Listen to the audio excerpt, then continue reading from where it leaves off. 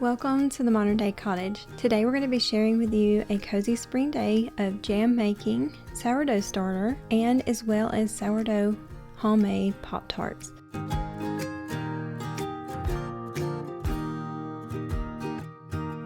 We are going to start the day off by making a delicious herbal tea. We love the wild strawberry tea, and we're soon going to be acquiring a watermelon tea when we pick it up from our bread bakers co-op next week.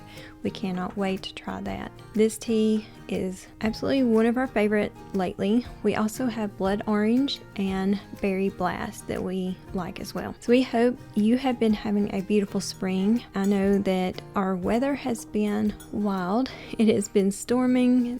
In this video, it actually stormed while we were making the Pop-Tarts, and then the sun came back out. It was like it never even happened, and it was barely any water on the ground. It didn't look like it had rained at all because of the sun came back and dried it all out.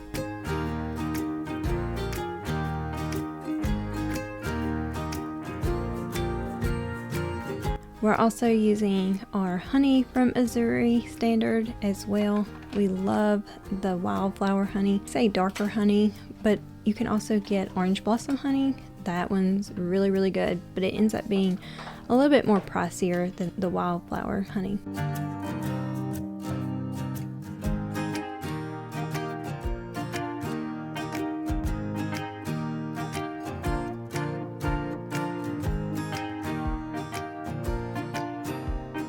We've got cherry jam, blueberry jam, strawberry jam, and blackberry jam that we're going to be making. So we spent most of the spring day making jams for our tarts and baked goods that are coming up that we are going to be sharing on our blog for recipes.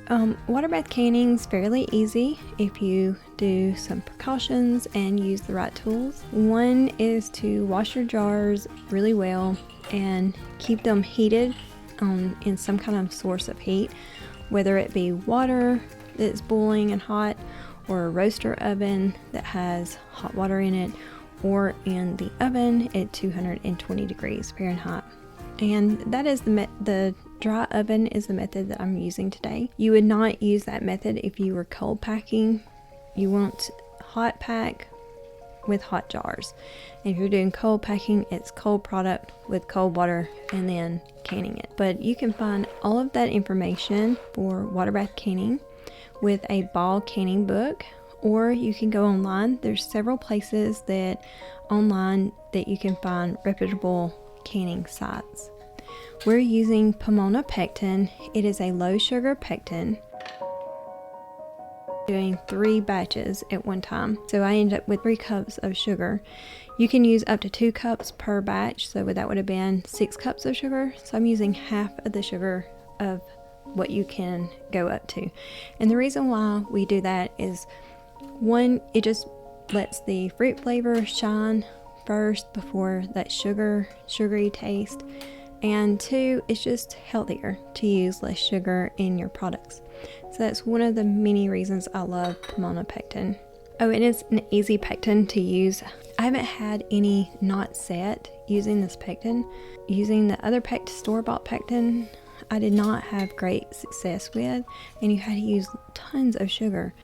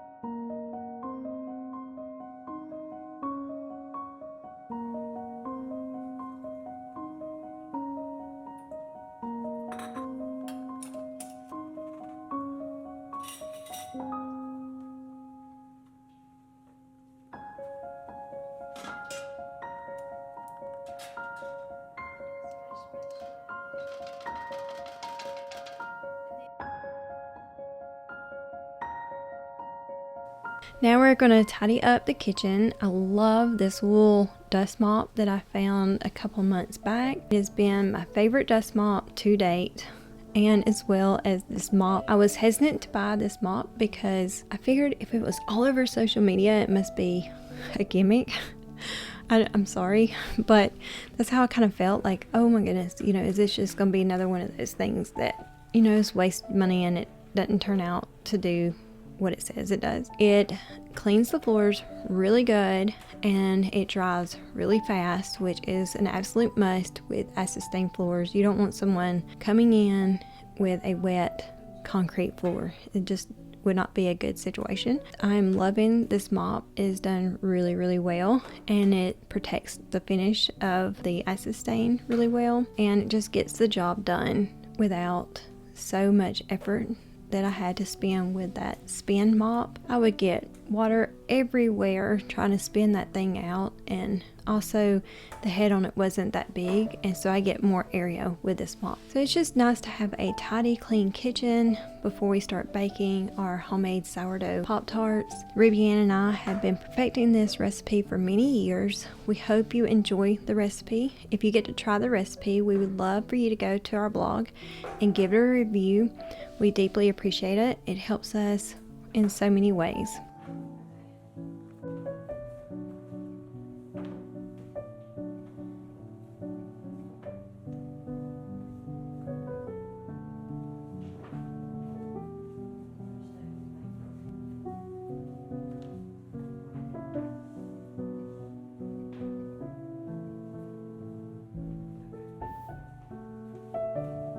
So Ruby Ann's starting the Pop-Tarts. First you want to cut up the butter into cubes.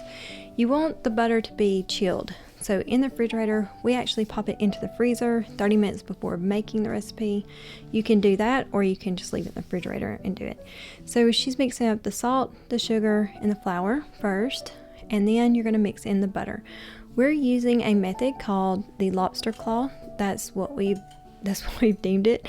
But so what you do is you make your hands into a shape of claws, lobster claws, and you rub the butter in between the flour. So essentially you're just coating the butter with flour. This is going to create flaky, tender layers of your dough. And you're going to mix in your sourdough starter or discard. We're using discard, and your maple syrup. The maple syrup gives the Pop-Tart a distinct flavor. You could leave it out, but it tastes more like a pie crust flavor if you don't add the maple syrup. So what you're going to do is you're going to divide the dough into two, and then you're going to gently press them into two discs and wrap them in plastic wrap, and you're going to leave them in the refrigerator for 1 hour, and then you're going to bring them out of the refrigerator, let them set for about 10 to 15 minutes, and then you will start rolling out your dough for your tops and bottoms to your Pop-Tarts. These are a delicious pastry. I have never in my life had such a flaky crust in a pastry. This will be the method that we use from now on, is the lobster claw method. Ruby Ann and I have been thoroughly enjoying our spring days here in the cottage, creating these recipes.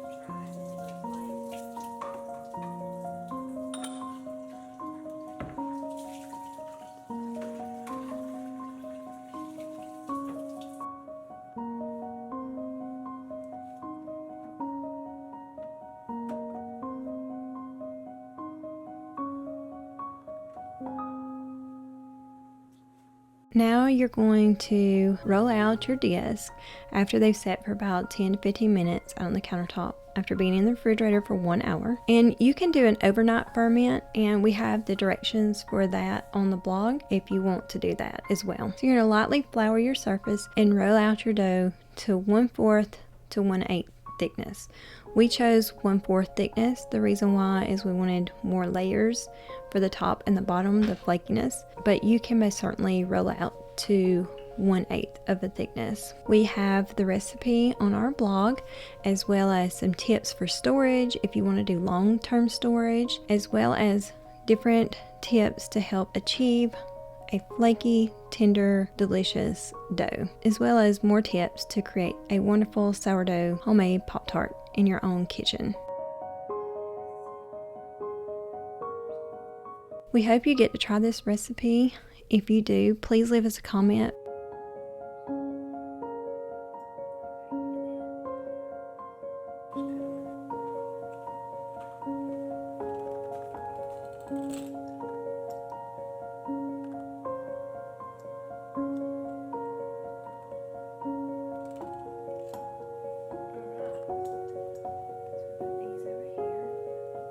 We made an egg wash, and it's just 1 egg beaten really well, and you can add in some water if you want to thin your egg wash, but we chose not to do that. And we are going to use our jams that we have just canned up this morning, and they're already set and ready to be used. So Ruby Ann is starting off with our cherry and strawberry jam, and then we have our blueberry and our blackberry. This recipe makes 8 homemade sourdough Pop-Tarts. Each disc makes 4 Pop-Tarts.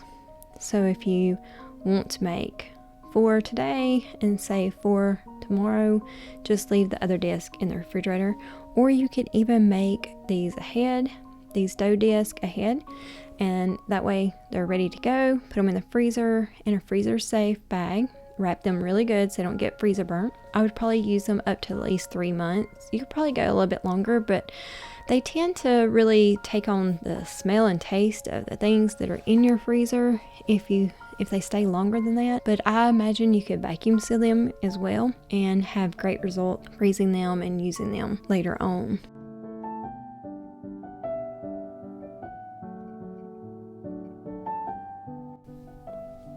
As Amazon and Azuri affiliates, any links below that you click on and make a purchase, we may make a small commission at no cost to you. We only share items that we love and trust here in our cottage.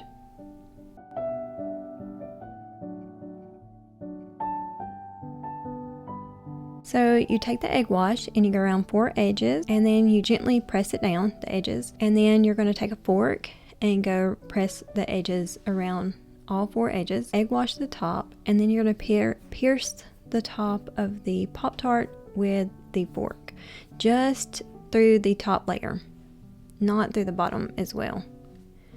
And you're going to bake this at 350 for 30 minutes. These make a wonderful grab-and-go breakfast, brunch, or afternoon snack, especially with summertime coming up. I know that school kids, having these around would be very, very beneficial. For us homeschoolers, they are wonderful to have on hand, especially when we get real enthralled with one of our block lessons. It just makes the time easier to spend on our lessons and less time in the kitchen if we have these prepared.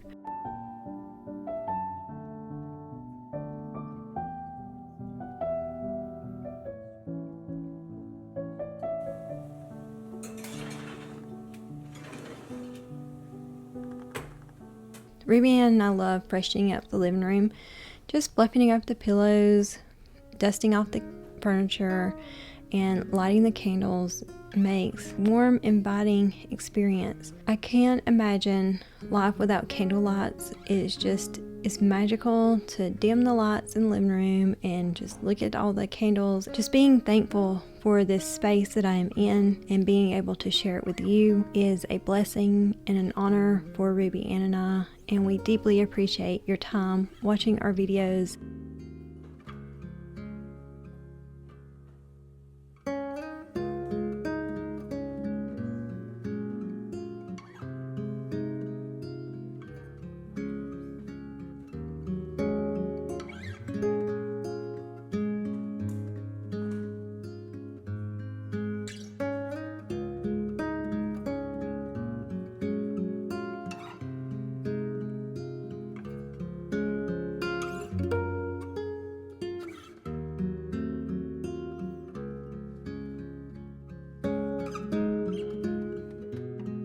We are very honored and blessed to be able to share our space with you.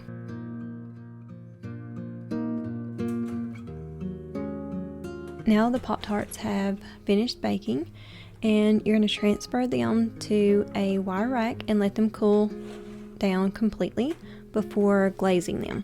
The glaze is totally optional, but it's not something I would want to skip because it just brings that whole flavor profile to a whole different level. We love this glaze. Sifted powdered sugar, whole milk, vanilla extract, and the secret to it is a tiny bit of lemon extract. It's something that it does to the flavor profile. It just makes it bright, and it makes you want to enjoy another bite of these delicious pastries. We hope that you get to try this recipe this spring.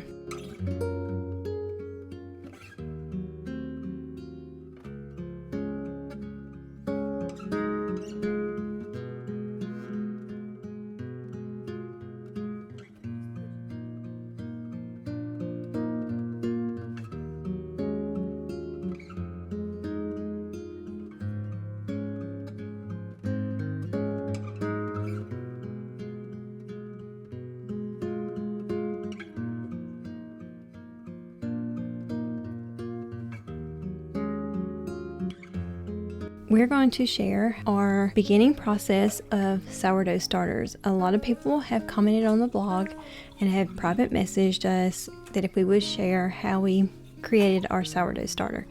So how I created our sourdough starter was bread flour and orange juice. But today I've decided to try the sourdough starter with 3 different flours. So what I'm going to do is I ground up whole hard wheat flour, hard white wheat flour, bread flour, and King Arthur unbleached all-purpose flour. And I'm going to do those 3 flours 2 different ways. So what I'm going to use is water and orange juice in those 3 different flours. And so that's going to give us 6 different results. And in 14 days, in 2 weeks time, we will then make bread out of these sourdough starters. So that way it can give you a better idea of, which sourdough starter base and process turns out the best.